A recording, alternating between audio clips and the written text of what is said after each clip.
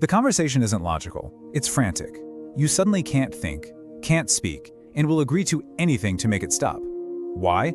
This is the dark psychological paradox of emotional overload, a technique that weaponizes emotional chaos to force compliance. You know that feeling, right? When you feel completely short-circuited, like your brain just shuts off? I want you to know that's not a failure of your character. It's not about your intelligence, it is the intended result of a very specific tactic. So today, we're gonna pull back the curtain on exactly how it works, why it's so darn effective, and most importantly, how you can build a defense to protect your own mind against it. So here's our game plan. First, we'll look at the paradox of chaos itself.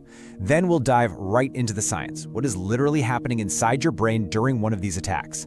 After that, we'll break down the three-stage pattern of collapse, and then get into the mind of the manipulator. And then, the good part. We're going to build a step-by-step, tactical plan to get your logic back, leading us to the ultimate defense. Okay, so let's start with that central puzzle. How can an argument get so emotional that all logic just vanishes? It feels completely backwards, doesn't it? You'd think the more intense things get, the harder you'd fight back with facts and reason. But what the chaos technique does is exploit this little loophole in our brain's wiring, turning our own emotional response system into a weapon that just shuts reason down.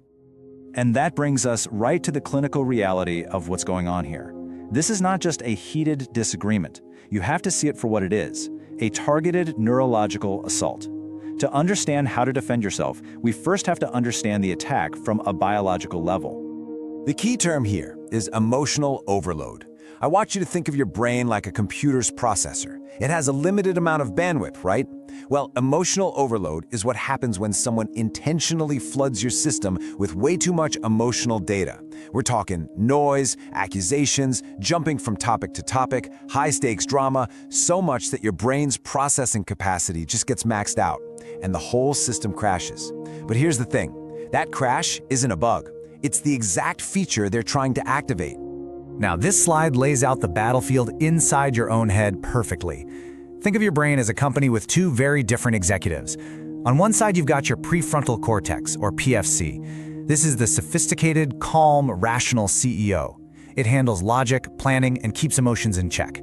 On the other side, you've got the limbic system, specifically this little almond-shaped thing called the amygdala. This is your company's hyper-vigilant head of security. It's ancient, it's primal, and it's always scanning for threats, ready to sound the alarm for fight or flight. Normally, the CEO is in charge, and security takes its cues from the top.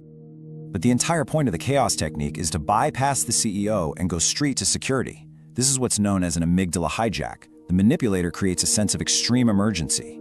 In your amygdala, it can't tell the difference between a verbal onslaught and, say, a lion attack. So it declares a crisis and floods your body with stress hormones like cortisol. This chemical surge is so powerful that it basically cuts the power lines to the CEO's office. Your prefrontal cortex, your logic center, is forced offline. It's not that you aren't trying to think, it's that the part of your brain that does the thinking has been temporarily shut down. So how do they actually trigger this hijack? They have a pretty specific arsenal. First, intense volatility. We're talking sudden, wild swings from screaming rage to sobbing hysterically. That unpredictability puts your threat detection system on DEFCON 1. Then there's information bombardment, just a relentless fire hose of accusations, criticisms, and totally random details, all coming at you so fast you can't possibly process a single one. The point isn't to be heard, the point is to overwhelm. And this is the part you absolutely have to get. The chaos is not a side effect of the argument. The chaos is the argument. The ultimate goal here is psychological subjugation. It's to get you so disoriented, so frantic for the emotional storm to just stop that you will agree to anything. They want to get your yes while your rational brain is offline, before it can reboot and say, hold on a second, that makes no sense at all. Okay, so now that we get the neurology, we can actually map out the attack. This isn't random chaos. It's a systematic, predictable process. And because it's predictable, that means it's also something you can defend against. So, let's deconstruct the mechanism. It really breaks down into three clear stages. First, you've got the attack itself, sensory flooding. Second, the direct result of that attack, cognitive collapse. And third, the psychological trick that makes you comply, the desperate need for anxiety reduction. Let's walk through each one. Stage 1 is sensory flooding. This is the assault. The manipulator is hitting you on multiple channels at once to overwhelm your senses. There's the high volume, literally yelling to hijack your brain's attention. Then the rapid topic changes, so your logic center can't grab onto any single thread. They'll bring up something that happened 5 years ago, then pivot to something you did yesterday. This constant shifting means you never get your cognitive footing. It's an all-out attack, with one goal: trigger that amygdala hijack.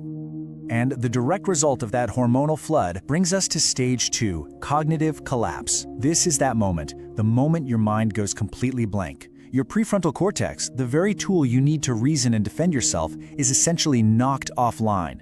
Blood flow is literally rerouted from it to the survival parts of your brain.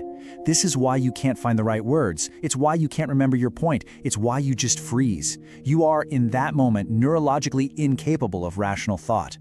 And that leads to the final, and honestly, most insidious stage. Once you're in that state of collapse, the psychological pain is just immense. Your whole body is screaming, "Make it stop!" And right at that moment of peak vulnerability, the manipulator offers you a way out, an escape hatch, but it's on their terms. It's a simple demand: just admit you were wrong, or just agree to do what I want.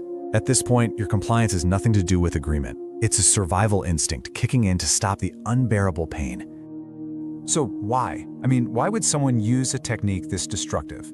To get that, we need to shift gears and look at what's driving both the attacker and the target. And the motivations couldn't be more different. That gap is what makes this whole thing work.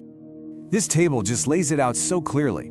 Look at the manipulator side. Their motivation? Cold, hard efficiency.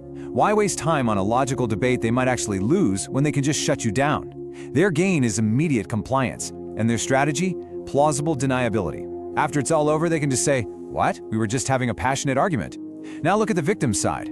The motivation is singular and primal: stop the anxiety. The gain isn't winning, it's just escaping the pain. And this leads to the most damaging part of all this, the misattribution of relief. Because the manipulator is the one who stops the attack after you comply, your brain can start to form this twisted connection, seeing the abuser as the savior. You feel this huge wave of relief when they finally stop yelling, and your brain mistakenly connects that feeling of relief to them, instead of seeing them for what they are, the source of the pain in the first place. They literally light the fire, then take all the credit for putting it out. Okay, we have analyzed the attack, the neurology, and the psychology. Now let's shift from just understanding it to actually empowering ourselves. How do you defend against the neurological attack? Well, it's not by arguing harder. It's not by trying to just stay calm. You do it with a proactive, tactical protocol designed to protect your brain. This really is the million-dollar question, isn't it? How do you jump in during that critical window between when the sensory flooding starts and before your brain completely checks out? The key is to realize you're not trying to win the fight. You are refusing to have the fight on their terms. The defense is all about disengagement. Here's the 3-step protocol. First, you have to learn to identify your personal flooding point. Second, you must verbally and physically assert a timeout boundary. And third, once you're out of there, you need to anchor your thinking to help your brain reboot. Let's break each of those down. Step 1 is all about radical self-awareness. You need to become an expert in your own early warning signs. Think of these as your internal alarm system screaming that an amygdala hijack is about to happen. What does it feel like for you? Is it a sudden racing heartbeat? A tightness in your chest? Maybe it's that terrifying feeling when your mind just goes completely blank and you can't grab a single thought. Or you try to talk, but you can't string a sentence together. For a lot of people, it's a feeling of being physically frozen, paralyzed. The second you feel any of those, that's it. That's your flooding point. That's your non-negotiable cue to act. And once that alarm goes off, you move immediately to step 2, assert the boundary. You have to use a clear, firm, non-negotiable script, something exactly like this one. I am leaving now and will return in 30 minutes. Now, notice what this script does not do. It doesn't ask for permission. It's not, "Can we please take a break?" It doesn't justify or explain anything. It is a simple statement of action.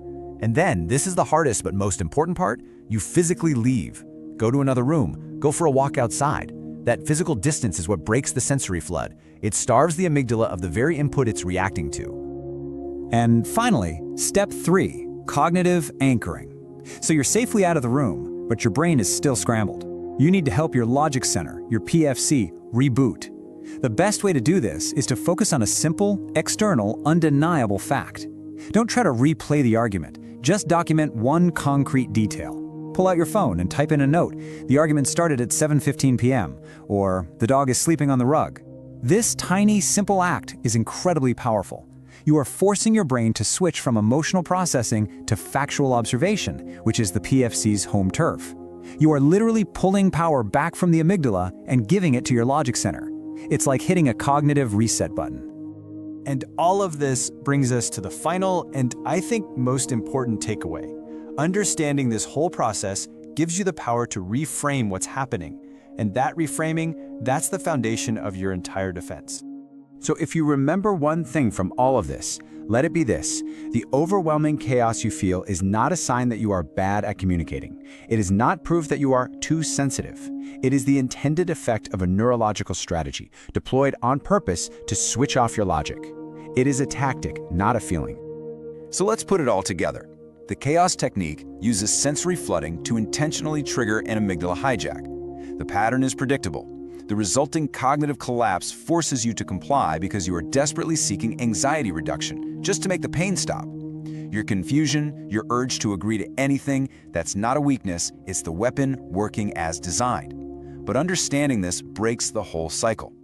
By learning to identify your flooding point, you gain awareness. By asserting the timeout boundary, you take decisive action.